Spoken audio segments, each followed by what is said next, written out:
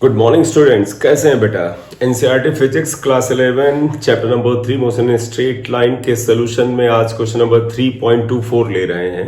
ये additional exercise का दूसरा क्वेश्चन है। एडिशनल एक्सरसाइज के इस क्वेश्चन नंबर 3.2 को पहले एक बार ध्यान से पढ़ लें। A boy standing on a stationary lift open from above. एक लिफ्ट है वो ऊपर से खुली हुई है, उसमें ये बच्चा उसमें अ बॉय इज स्टैंडिंग, एक बच्चा उसके अंदर खड़ा हुआ है। throws a ball upwards with maximum initial speed he can which is equal to 49। मतलब वो बंदा जितने मैक्सिमम स्पीड से बॉल को ऊपर फेंक सकता था फेंका, और ये स्पीड 49 है। तो सोल्यूशन में अगर हम आए तो आप ध्यान दें, इनिशियल स्पीड जो है u दैट इज 49, अपवर्ड है, ऊपर की तरफ है बेटा, ध्यान रखिएगा ऊपर की तरफ ये स्पीड है। मनो डायग्राम बना ले। लिफ्ट स्टेशनरी है पहले केस में, तो फर्स्ट केस में लिफ्ट इज स्टेशनरी, रुकी हुई है। तो ये लिफ्ट मान लीजिए बेटा, ये लिफ्ट है, इसकी वेलोसिटी 0 है। एक बंदा यहां से बॉल फेंकता है ऊपर की तरफ, बॉल की वेलोसिटी u है एंड दैट इज 49। ऊपर के सारे वेक्टर हम प्लस लेंगे बेटा, क्लियर। तो इसका मतलब this will be taken as positive. g नीचे होता है, आप सभी जानते हैं। जी की वैल्यू 9.8 लेंगे यहां पर। अब ये बोलते क्या है, मैं क्वेश्चन एक बार शुरुआत से फिर पढ़ दूं। अ boy standing on a stationary lift which opens from above, ये ऊपर से खुली हुई है। थ्रोज अ बॉल अपवर्ड्स, ऊपर की तरफ एक बॉल को फेंकता है। With maximum initial speed he can equal to 49, ये 49 की स्पीड से बॉल को ऊपर की तरफ फेंकता है। तो u equal to plus 49, plus क्यों, क्योंकि अपवर्ड वेक्टर प्लस लिया जाएगा। How much time does the ball take to return his hands. कहते हैं बॉल ऊपर जाएगी और वापस इस बंदे के हाथ में आकर के जब गिरेगी तो इस समय कितना लगा। तो इसमें एक चीज बेटा, तो इसमें एक चीज ध्यान से देखिएगा, लिफ्ट रुकी हुई है, यानी ये पूरा का पूरा सिस्टम यहीं पे रुका है। उस बच्चे ने जिस बच्चे ने बॉल फेंकी है वो भी यहीं ए पर है। बॉल यहां से चली, हाईएस्ट पॉइंट पे गई, वापस यहां आ गई। तो बताइए वाई एक्सिस पे नेट डिस्प्लेसमेंट बॉल का क्या हुआ, 0। क्यों, जिस लेवल पे थी फाइनली यही लौट आई। तो आप इसमें कहोगे since displacement along Y axis equal to 0, इसका मतलब s इक्वल टू 0 है।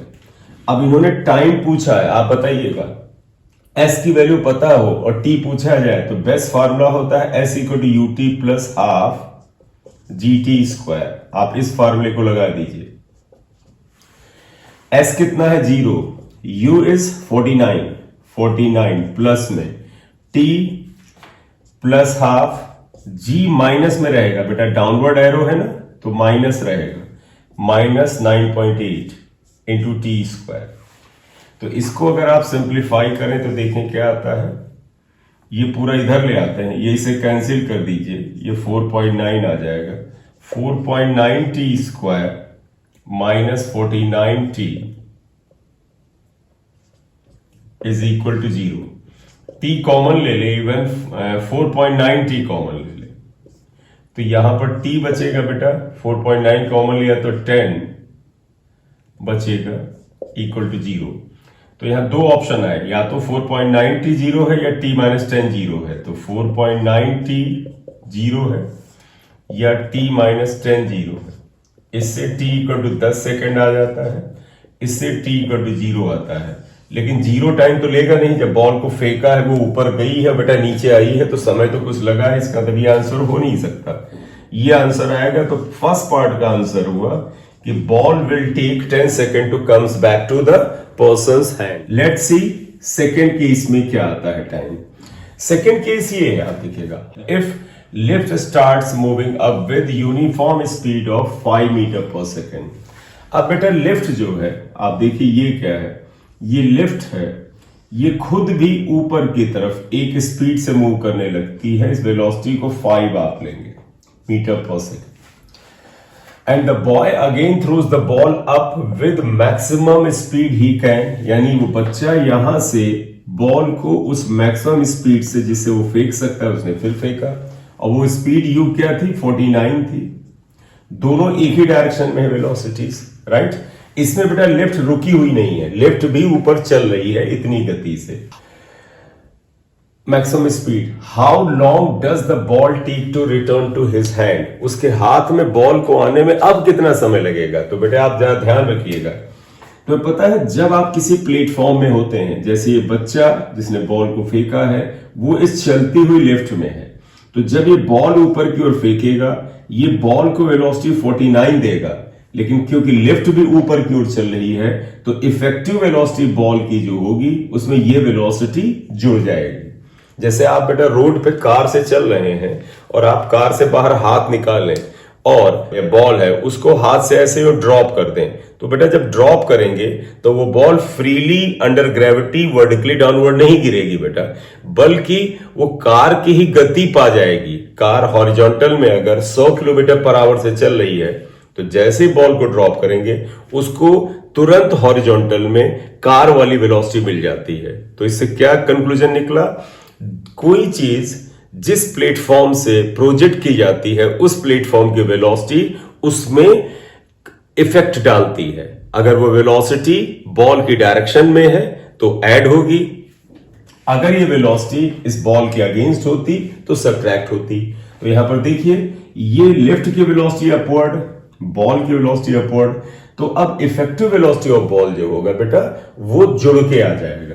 तो देयरफॉर आप क्या लिखोगे, इफेक्टिव वेलोसिटी ऑफ बॉल अगर हम ले तो हम इसे u डैश लिख लें, that will be equal to 49 plus 5 equal to 54, और प्लस होगा बेटा क्योंकि ऊपर की ओर है, करेक्ट। अब ये बॉल इतनी गति से जा रही होगी, ग्रेविटी होगा क्योंकि बॉल एक बार आपने हवा में छोड़ दिया तो फिर ग्रेविटी ही एक्सेलरेशन की तरह कार्य करेगा। ये तो बेटा -9.8 ही होने वाला है। बताइएगा ये कहते हैं बॉल जब नीचे आएगी तो कितना समय लेगी।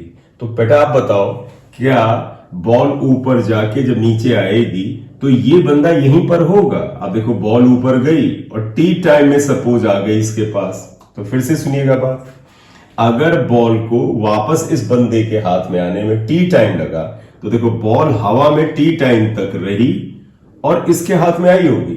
इस दौरान ये लिफ्ट इतनी गति से चल रहा है, इसका मतलब ये आदमी भी टी टाइम तक इतनी गति से ऊपर बढ़ गया होगा। तो पहले तो हम ये निकालें कि जितनी देर में बॉल इस आदमी के हाथ में वापस आएगी उतनी देर में लिफ्ट कितना ऊपर चली गई। तो पहले हम यही लिखते हैं, suppose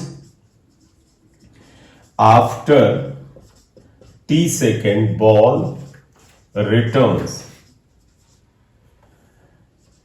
in the hand of person या बॉय। तो बताइएगा therefore distance covered by the person या लिफ्ट एक ही चीज है बेटा, in t सेकेंड। तो ये डिस्टेंस अगर आप s से लिख दें तो तुम्हें पता है distance equal to the velocity into time. Velocity बेटा ये वाली v, क्योंकि हम वो यहां पर डिस्टेंस निकाल रहे हैं जो लिफ्ट t सेकंड में तय करती है, v इंटू टी। v है बेटा 5t। तो इस दौरान ये बंदा इतनी दूरी तय कर चुका होगा।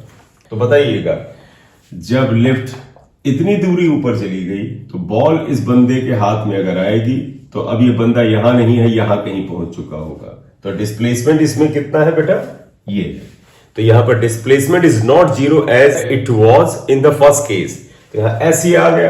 अब आप निकाल लो since S equal to UT plus half G T square, S की जगह बेटा आप ये लिखते हैं 5t, यू बेटा ये 54 आना लगेगा, 54t plus half g minus 9.8 बेटा। माइनस क्यों बेटा, क्योंकि डाउनवर्ड है, 54 प्लस रहेगा। st भी डिस्प्लेसमेंट अपवर्ड हुआ है तो ये भी प्लस रहेगा। देखो ये बॉडी यहां से यहां डिस्प्लेस हुई तो प्लस रहेगा। इसे सॉल्व करना पड़ेगा बेटा। 4.9 तो ये कितना आता है बेटा, ये 54t, ये इधर ले आते हैं तो बेस्ट रहेगा। ये माइनस है, इधर आके प्लस होगा, 4.9t स्क्वायर। ये बेटा अगर आप इधर ले आए तो -54 आएगा, तो -54 में 49t इक्वल टू 0 आएगा। तो देखिएगा बेटा 4.9t को आप कॉमन ले सकते हैं तो यहां पर t माइनस 10t आएगा, 10 आएगा सॉरी। और इसको अगर सॉल्व करें तो दो पार्ट बनेंगे। 4.9t अगर 0 है तो t 0 हो जाएगा, और t माइनस 10 अगर 0 है तो बताइए बेटा t इक्वल टू क्या हो जाएगा, 10। 0 हो नहीं सकता है क्योंकि कुछ समय गुजरा है, तो वो 0 तो नहीं होगा, कुछ फाइनाइट नंबर आएगा। 10 आंसर होगा, तो आंसर इज अगेन 10 सेकेंड।